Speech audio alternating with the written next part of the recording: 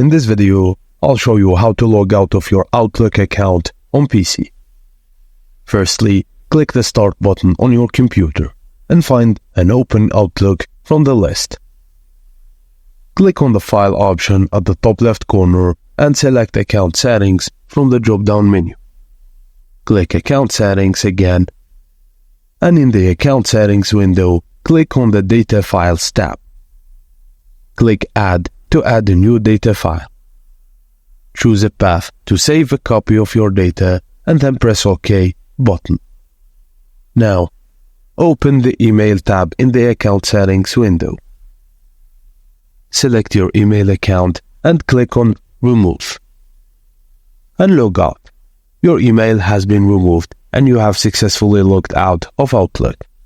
Follow the same steps and click on New to add a new email account. And that's it, guys. Thank you for watching, and please don't forget to like and subscribe for more.